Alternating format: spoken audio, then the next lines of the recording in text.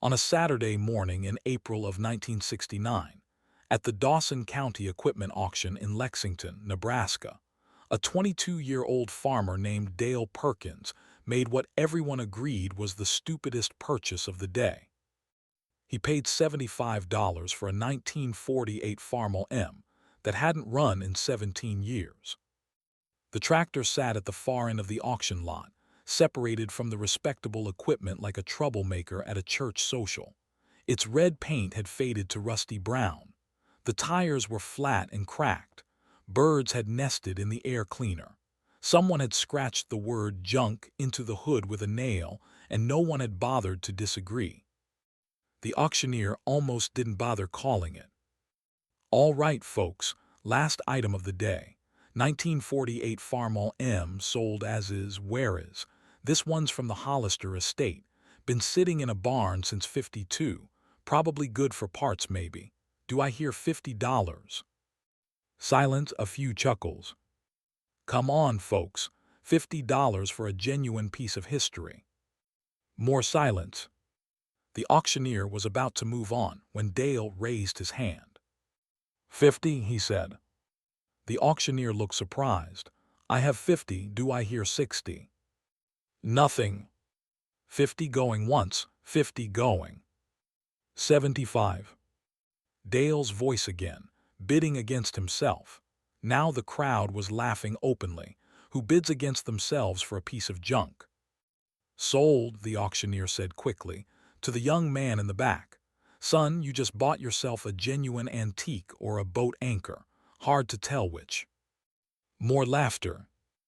Dale walked to the payment table and counted out $75 in small bills, most of what he had. That's when Vernon Krebs found him. Vernon was the John Deere dealer in Lexington, a big man in a clean shirt who always smelled like aftershave and new rubber. He sold more tractors than anyone in the county and had opinions about everything. Dale Perkins, Vernon said, blocking his path. I heard you just spent $75 on that Hollister pile of rust. Yes, sir. Boy, do you know what $75 could have bought you? Vernon gestured toward the parking lot where his dealership truck was parked.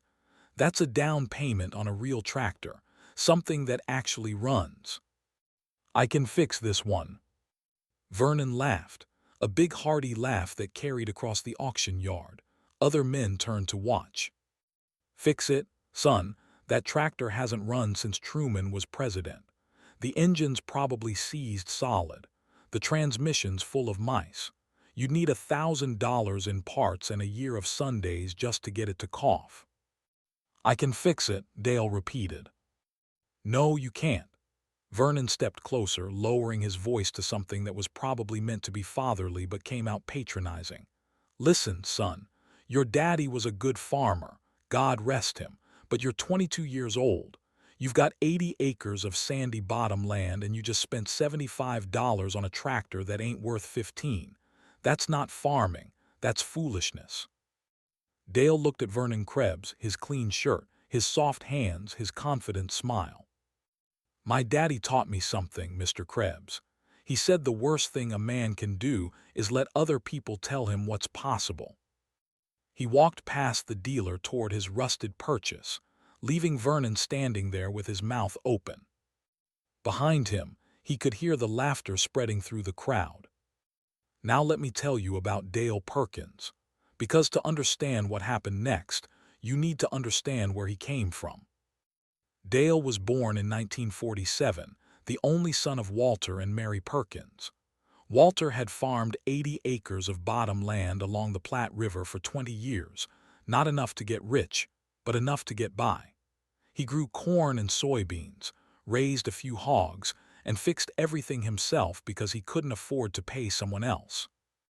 Dale grew up in his father's workshop, learned to weld before he could drive, learned to rebuild engines before he could vote. By the time he was 16, there wasn't a machine on the farm he couldn't take apart and put back together. Then, in the spring of 1968, Walter Perkins suffered a heart attack while plowing the North Field. He was dead before the ambulance arrived. Dale was 21 years old, suddenly responsible for 80 acres, a grieving mother, and a pile of debts his father had never mentioned. The farm's only tractor had thrown a rod the previous fall, and Walter had been planning to rebuild it over the winter. He never got the chance. For a year, Dale worked the farm with borrowed equipment and rented machinery, falling further behind with every season. He needed a tractor. New ones cost thousands he didn't have. The used market was picked clean. Then he heard about the Dawson County auction and the equipment from the Hollister estate. Dale didn't know anything about Clarence Hollister. He just knew that a Farmall M was essentially the same tractor as his father's machine, which meant he knew how to work on it. And he knew that $75 was all he could afford. What he didn't know was that Clarence Hollister had left something behind, something hidden in that engine for 17 years, something worth more than anyone at that auction could have imagined. But that discovery was 16 years away. First, Dale had to get the tractor home. Now let me tell you about the first week, because that's when most people would have given up. It took 4 men to push the tractor onto the trailer, wheels locked solid, steering frozen. When they finally got it into Dale's barn, Vernon Krebs's words seemed prophetic. The engine was seized. 17 years of sitting had turned the oil to varnish and welded the pistons to the cylinder walls. The transmission was full of mouse nests and corroded gears. The electrical system was a tangle of frayed wires and crumbling insulation. The hydraulics were frozen. The radiator leaked from 6 places. Dale spent the first night just staring at it, wondering if he'd made the worst mistake of his life. Then he remembered something his father used to say. Every broken machine is just a puzzle waiting to be solved. You just have to find the first piece. The first piece, Dale decided, was the engine. Now let me explain what it takes to rebuild a seized engine, because most people don't understand what Dale was attempting. A seized engine isn't just stuck, it's damaged. When an engine sits for years without running, the oil breaks down and turns to sludge. Moisture gets in and causes rust. The piston rings fuse to the cylinder walls. The valves stick in their guides. The bearings corrode. To fix it, you have to take the entire engine apart piece by piece, remove the head, pull the pistons, extract the crankshaft. Clean every component, replace what can't be saved, machine what can. Then put it all back together perfectly, or it won't work. Professional mechanics charged hundreds of dollars for this kind of work. Dale didn't have hundreds of dollars. He had $75 worth of rust and a set of his father's tools. So he taught himself. He got books from the library, Farmall repair manuals, machinist handbooks, engineering texts. Studied them at night after working the fields with borrowed equipment. During the day, he learned about cylinder boring, crankshaft grinding, valve seat cutting. Every weekend, every spare hour, he worked on that engine. The neighbors thought he was crazy. Vernon Krebs drove by once, saw Dale elbow-deep in the engine block, and laughed so hard he almost drove into a ditch. Word spread around the county. That tractor's never going to run, people said at the feed store, the diner, at church. $75 down the drain. Dale heard all of it, and he kept working. By fall of 1969, he had the engine apart. Every piece laid out on his workshop floor, labeled and cataloged. The damage was extensive but not hopeless. The cylinder walls were scored but could be bored over size.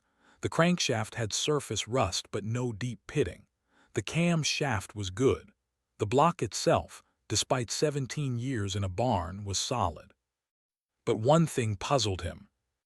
When he drained the crankcase, expecting to find the usual sludge of degraded oil, he found something else. The oil was dark and thick, yes, but it had been topped off recently. By 1952 standards, someone had added fresh oil to the engine not long before it was parked. More than that, the oil pan had been sealed. Not just bolted on, but sealed with some kind of waterproof compound that had kept moisture out for 17 years. That was why the crankshaft wasn't destroyed, why the bearings weren't completely corroded. Someone had prepared this engine for long-term storage. But why? And why seal it so carefully, then leave the rest of the tractor to rot? Dale filed the question away and kept working. More pressing concerns, like boring the cylinders without a proper machine shop. He solved that the way he solved all his problems, with ingenuity and stubbornness. He built a boring bar from scrap steel and an old electric motor, fabricated his own pistons from oversized blanks he mail-ordered from Ohio, spent 3 months grinding and fitting and adjusting. By spring of 1970, he had a rebuilt engine, 6 more months to rebuild the transmission, another year for the hydraulics and electrical system. By 1972, 3 years after he'd bought it, the tractor was finally ready. Dale remembers that morning like it was yesterday. He'd checked everything twice: oil, coolant, fuel, battery, primed the carburetor, set the choke, adjusted the timing, climbed into the seat, the original seat, cracked and weathered but still solid, and reached for the starter. His hand was shaking. 3 years of work, 3 years of being laughed at, 3 years of neighbors saying it couldn't be done. He pushed the starter button. The engine turned over once, twice, coughed, sputtered. Then it roared to life. Dale sat there with tears streaming down his face as the old Farmall M rumbled beneath him for the first time in 20 years. The sound was rough at first, but it smoothed out as the oil circulated and the parts found their rhythm. He drove it out of the barn into the spring sunshine and sat there in the yard, letting the engine run, listening to the sound of his own stubbornness made manifest. He didn't know it yet, but Vernon Krebs was driving by on the county road. The dealer saw the Farmall running, saw Dale sitting on it with tears on his face, and didn't stop. Didn't say a word, just drove on, a little faster than necessary. Now let me tell you about the next 13 years, because that's where the real story happens. From 1972 to 1985, Dale Perkins farmed his 80 acres with that 1948 Farmall M. He didn't buy a new tractor. He didn't take out loans. He worked and saved and kept that old machine running. It wasn't easy. The tractor was 37 years old by 1985. Parts were getting hard to find. Dale had to fabricate more and more components himself, machining replacements, adapting pieces from other equipment. But he made it work. Every season he planted and harvested and turned a small profit. Every year he put money aside. While his neighbors were buying bigger tractors and taking on bigger debts, Dale was living small and saving. By 1985, he had nearly $40,000 in the bank. He also had something else, a growing reputation as the best mechanic in Dawson County. Farmers who'd laughed at his $75 purchase in 1969 were now bringing him their equipment. He could fix things the dealership said were beyond saving. He could rebuild engines other mechanics had written off. The Farmall had taught him well. But the farm crisis was teaching everyone else different lessons. Now let me tell you about 1985, because that's when the wheel began to turn. Interest rates had spiked. Commodity prices crashed. Land values plummeted. Farmers who'd borrowed to expand found themselves owing more than their farms were worth. Dawson County was hit hard. Foreclosure notices were appearing on mailboxes all over the county. Vernon Krebs was hurting too. His dealership had sold a lot of tractors on credit during the boom years, and now those loans were going bad. He was hemorrhaging money, trying to repossess equipment worth half what was owed. One evening in May, Vernon drove out to the Perkins farm. Dale was in his workshop replacing a hydraulic seal on a neighbor's tractor. Vernon stood in the doorway, hat in hand. He looked smaller than Dale remembered, older, tired. "I've got 3 tractors on my lot that need engine work," Vernon said. "The mechanics at the dealership can't figure out what's wrong with them. The factory guys want to charge me more than the tractors are worth." He couldn't quite meet Dale's eyes. Everyone says you're the best engine man in the county, says you can fix things nobody else can fix. Who says that? Everyone, all the farmers who laughed at you back in '69. Vernon finally looked up. They're not laughing anymore, Dale. They're saying you're the only reason half the equipment in this county still runs. Dale was quiet for a moment, remembering that day at the auction. Vernon's laughter, the pointing, the mockery. I remember when you told me I'd wasted $75, Mr. Krebs. Said that Farmall wasn't worth 15. Vernon flinched. I was wrong. Yes, you were. I was wrong about a lot of things. Vernon's voice cracked slightly. I told farmers to buy new equipment, take on debt, expand while the getting was good. I made good money on those sales. He looked out the workshop door toward the fields. Now those farmers are losing everything and I can't sleep at night. Dale studied the man who had mocked him 16 years ago. The arrogance was gone, replaced by something that looked like genuine remorse. Bring me the tractors, Dale said finally. I'll take a look. How much do you charge? We'll figure it out. Just bring them over. Vernon nodded, turned to leave, then stopped. Dale, that Farmall you bought, is it still running? After all these years? Every day. Vernon shook his head slowly. $75, best investment anyone in this county ever made. He walked to his truck and drove away, leaving Dale alone with a truth he'd always known but never spoken. Patience and skill beat money and flash, every single time. Now let me tell you about the discovery, because this is where the story takes its final turn. One morning in October of 1985, Dale was doing what he did every fall, going through the Farmall for its annual maintenance before winter storage. He'd done this ritual every year since 1972, checking every system, replacing worn parts, making sure the old tractor would be ready for spring. This year, something caught his attention. A hairline crack in the engine block, small, barely visible, running along the seam where the crankcase met the main block. He'd seen cracks like this before. They started small and grew bigger, eventually causing catastrophic failure. The block would need to be welded or replaced. He spent a week looking for a replacement. They were getting rare. The 1948 Farmall M was nearly 40 years old, and most had been scrapped long ago. He finally found one at a salvage yard in Kansas and arranged to have it shipped. While he waited, he decided to do something he'd never done before, completely strip the original engine. Not just rebuild it, take it apart to the bare block, documenting everything, understanding every inch of the machine that had served him for 16 years. It was during this teardown that he found it. The crankcase had a false bottom. Dale noticed it when he was cleaning the oil pan area. The measurements didn't quite add up. There was about 2 inches of space that shouldn't have been there. He'd never noticed before because he'd never completely removed the crankcase from the block. He'd always worked around it. Now, with everything apart, he could see that someone had welded a secondary plate inside the crankcase, creating a hidden compartment. Heart pounding, Dale cut through the welds. Inside, wrapped in oilcloth and sealed in a leather pouch, he found 2 things. The first was money, old bills, nothing newer than 1951. He counted it 3 times, not believing the total.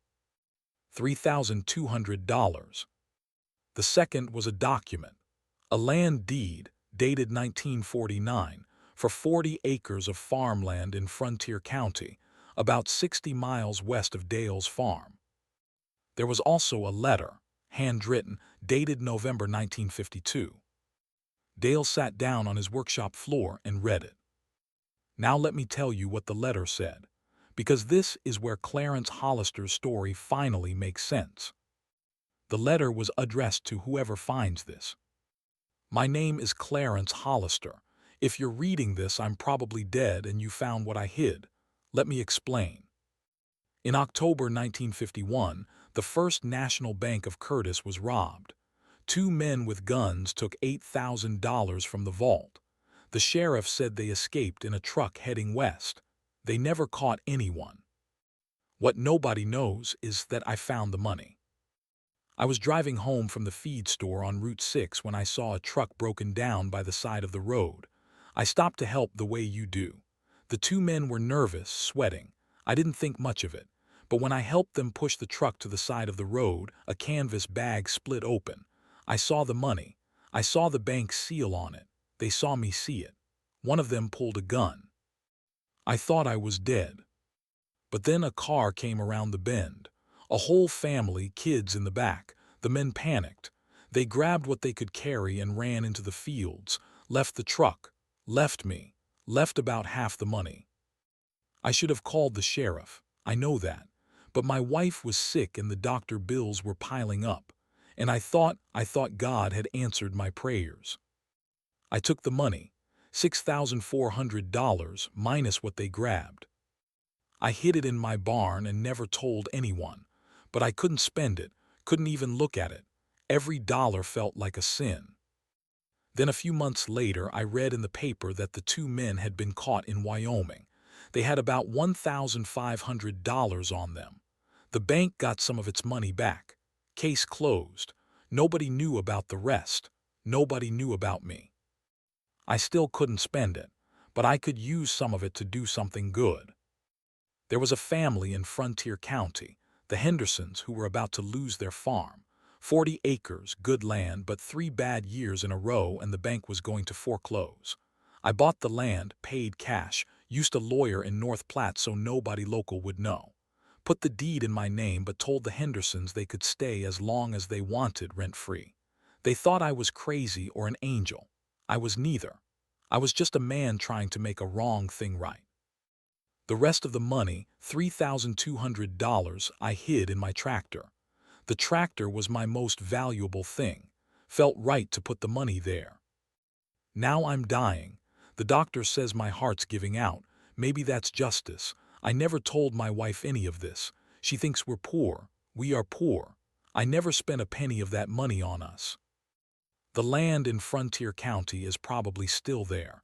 The Hendersons might still be on it. The deed is legal. Whoever finds it can do what they want with it. The cash, I don't know. It's too late to give it back. The bank's been made whole. The robbers are in prison.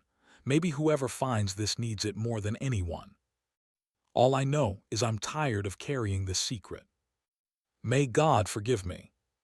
Clarence Hollister, November 1952. Dale read the letter 3 times, sitting on his workshop floor with $3,200 in old bills and a 40-year-old land deed in his hands. Clarence Hollister had died 5 days after writing that letter. Heart attack. His wife had moved to California, sold the farm, left everything in the barn, including the tractor with its hidden secret. For 33 years, the money and the deed had waited. Now let me tell you about what Dale did with his discovery. The first thing he did was nothing. He sat with it for a week, thinking, praying. He'd gone to the same Methodist church his whole life, and this felt like something that needed more wisdom than he had. The money was complicated. Legally, it was probably still stolen property, but the statute of limitations had long passed, and the bank had been made whole decades ago. The bank itself didn't even exist anymore. It had merged with a larger institution in the 1960s. Dale decided to keep the money, but not for himself. He put it in a savings account earmarked for the children of farmers who'd lost their land in the crisis. Over the next few years, he used it to help families in Dawson County quietly, anonymously get back on their feet. The land deed was simpler. Dale drove out to Frontier County and found the 40 acres. The Hendersons were long gone, the last of them had died in the 1970s, but the land was still there, still good, still in Clarence Hollister's name. It took a year of legal work to transfer the deed to Dale's name as the finder of the original document. By 1987, he owned 40 acres free and clear. a gift from a dead man who tried to do one good thing with his accidental fortune. Dale sold 20 of those acres to a young farmer who reminded him of himself, a kid just starting out, full of determination, short on cash. He kept the other 20, added them to his operation, and farmed them carefully, patiently, without debt. Now let me tell you about the 1989 auction, because that's where the story comes full circle. 20 years after Dale had bought his rusted Farmall M, the Dawson County auction was still running. Same dusty lot, different owners, different auctioneers. Dale came that spring to sell. He was getting older, scaling back, thinking about the future. He'd brought some equipment he didn't need anymore, a hay rake, a cultivator, some hand tools. And the 1948 Farmall M. He'd thought about it for a long time. The tractor was 41 years old. He'd kept it running for 20 years, but it was getting harder. Parts were almost impossible to find. The hairline crack in the block had been welded, but it wouldn't last forever. More than that, Dale had realized something. The tractor had served its purpose. It had taught him everything he knew. It had proven everyone wrong. It had carried a secret across 40 years and delivered it to exactly the right person at exactly the right time. Now it was time to let it go. The auction was well attended. Word had spread that Dale Perkins was selling the famous Farmall, the tractor everyone had laughed at, the tractor that had never stopped running, the tractor that had made Dale's reputation. Vernon Krebs was there, retired now. His dealership sold off to pay debts. He stood at the edge of the crowd watching. "All right, folks," the auctioneer called. "Here's a piece of history. 1948 Farmall M, originally purchased at this very auction in 1969 for $75 by Mr. Dale Perkins. This tractor has been running continuously for 20 years since. Fully restored, documented history, one owner since restoration. Mr. Perkins has set a reserve price of $5,000. Do I hear 5,000? Hands went up all over the crowd. Collectors, farmers, history buffs. The bidding climbed 6,708. It finally sold for $12,500. Dale watched the new owner, a collector from Iowa, load the Farmall onto a trailer. He'd take good care of it, put it in shows, or keep it running on his own farm. Either way, the tractor would have a good life. As the trailer pulled away, Vernon Krebs walked over. $12,000, Vernon said, for a tractor you paid $75 for. That's right. I told you it wasn't worth 15. You did. Vernon was quiet for a moment, then he stuck out his hand. I was a fool, Dale. I've been wanting to tell you that for 20 years. Dale shook his hand. We've all been fools about something, Mr. Krebs. The trick is figuring out when to stop. Vernon looked at the trailer disappearing down the road. Did you ever find out why the engine was sealed up so careful? I always wondered about that. Dale smiled. That's a long story, Vernon. Buy me a cup of coffee sometime and I'll tell you about Clarence Hollister. Who? The man who taught me that the best treasures are the ones you don't know you're looking for. Dale Perkins is 78 years old now. He still farms a smaller operation, just a few acres of corn and a vegetable garden. But he'll never really stop. It's in his blood, the way it was in his father's blood and his father's before that. The 40 acres in Frontier County were sold years ago to help Dale's daughter start her own farm in Kansas. The $3,200 from Clarence Hollister's secret has long since been spent, scattered among the families of Dawson County who needed it most. The 1948 Farmall M is in a museum in Iowa, still running, still carrying its story. But Dale kept one thing. The letter. Clarence Hollister's confession, written 50 years ago by a dying man who couldn't live with his secret anymore. Dale reads it sometimes late at night when he's thinking about his own life and what it's meant. He thinks about Clarence, alone with his stolen money and his guilty conscience. He thinks about the Hendersons farming rent-free on land paid for by bank robbery. He thinks about his father who taught him to fix things. He thinks about Vernon Krebs who laughed at him and then shook his hand. Mostly, he thinks about the tractor. $75. That's what he paid for a piece of junk that everyone said was worthless. And that piece of junk taught him a trade, built his reputation, and carried a secret worth more than money. The JD dealer had called it $75 of stupidity. Dale calls it the best investment he ever made. Not because of the hidden money, not because of the land deed, not even because of the $12,500 he got when he finally sold it. The best investment he ever made was believing in something when everyone else told him it was worthless. That's a lesson worth more than any treasure.